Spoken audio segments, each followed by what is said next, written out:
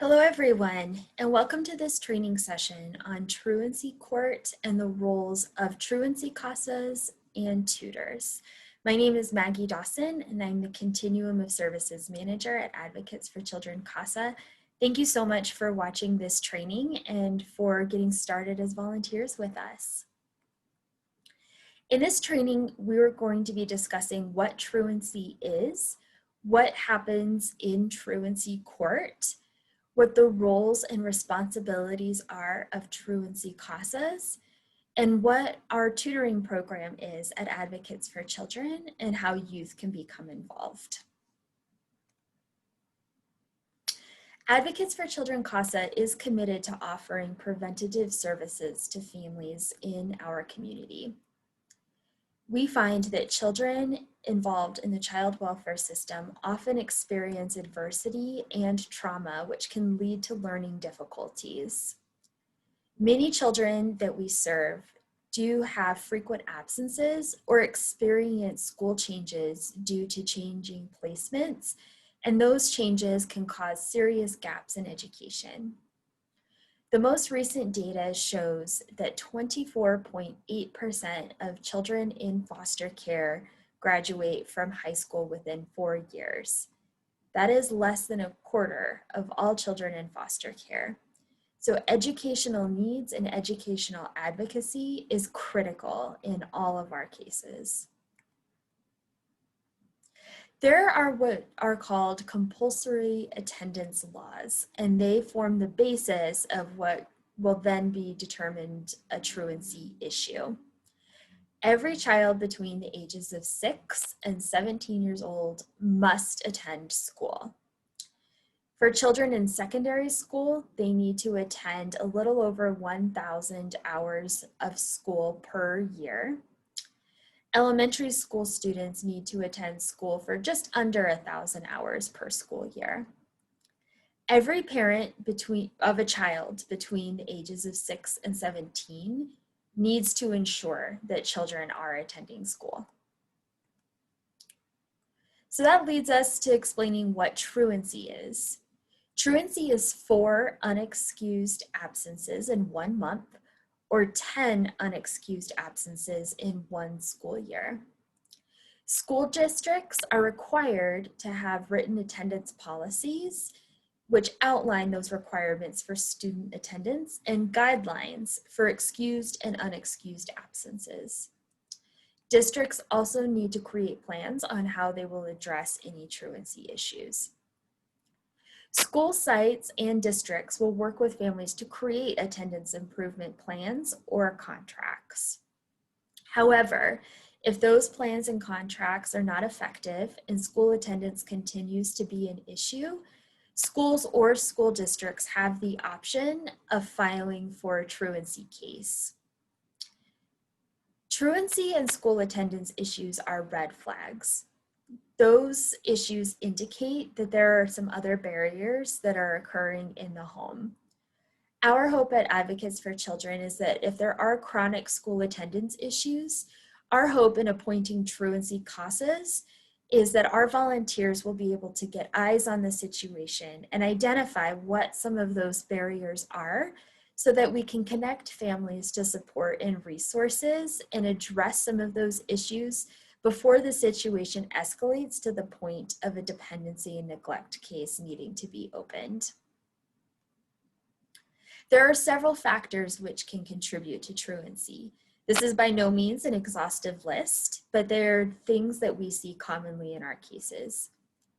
Unstable housing and issues with homelessness are a problem. Access to transportation can be an issue, particularly in those areas that have more rural communities.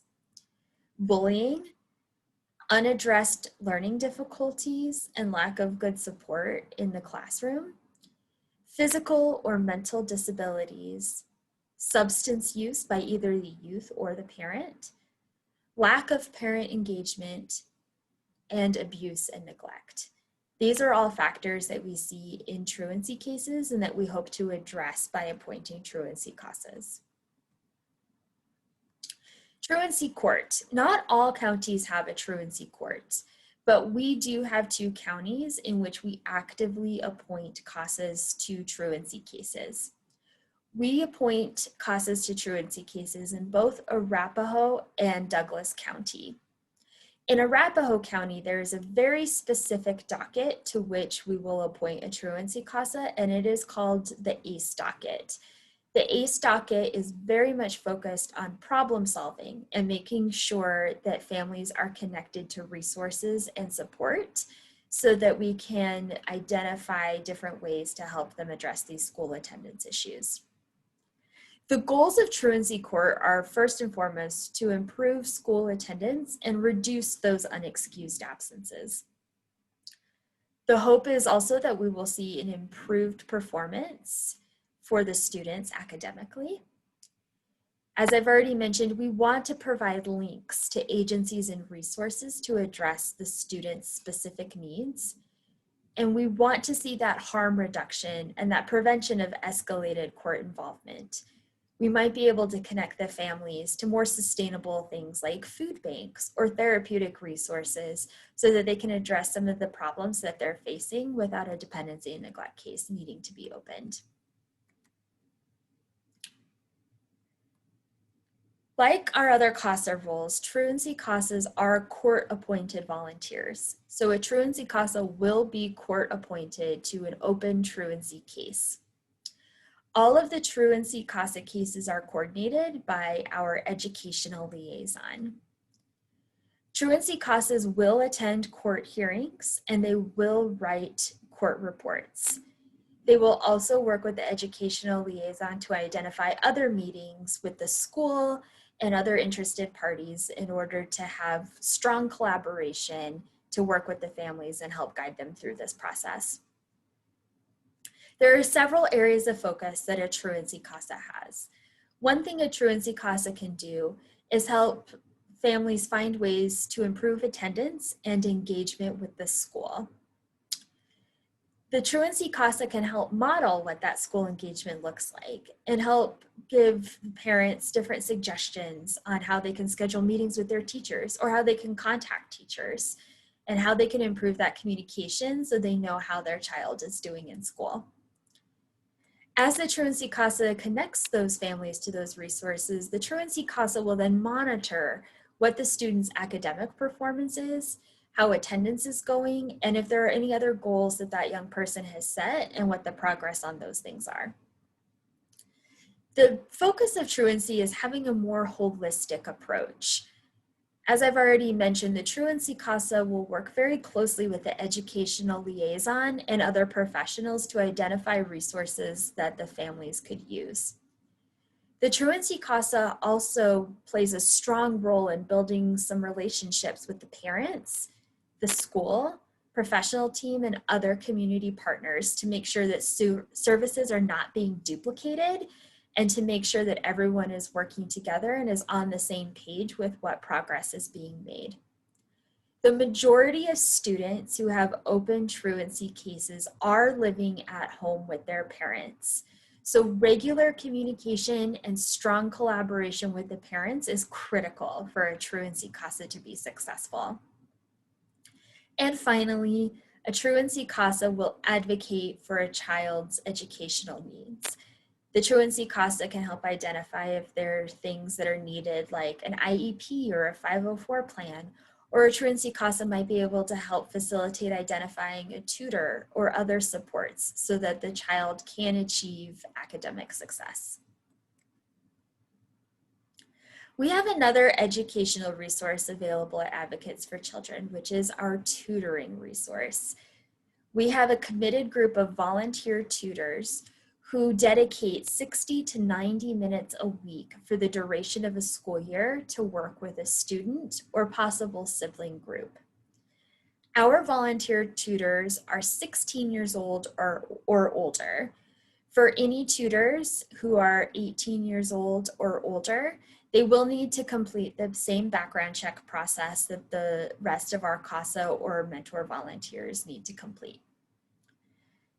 Tutors can meet with children either virtually or in person.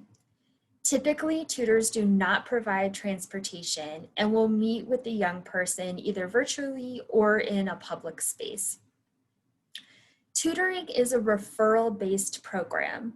The referral form for our tutors is available on our website.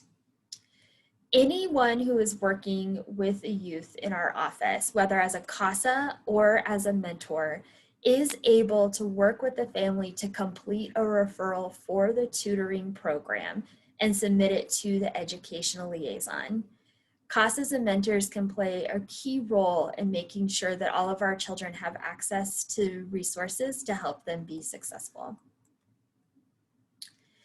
Next week during training, our educational liaison is going to provide some more insight on how to advocate for educational needs for the children, regardless of what volunteer role you are participating in. Please remember to talk to your coordinator about the specific nuances in your case. Educational success is vital for all of our children in all of our programs so that they can have future success. And our volunteers play a unique role in advocating for our youth so that they can meet those very important educational goals. Thank you so much for watching this training on Truancy CASAs and what their roles are. I hope that you have a better understanding of what defines truancy, what happens in truancy court, and what the roles and responsibilities for a truancy CASA are. I also hope that you remember that regardless of which volunteer opportunity you ultimately participate in, we do have a tutoring resource that's available for our children, and you are welcome to access it as a volunteer. Thank you so much, and please enjoy the rest of training.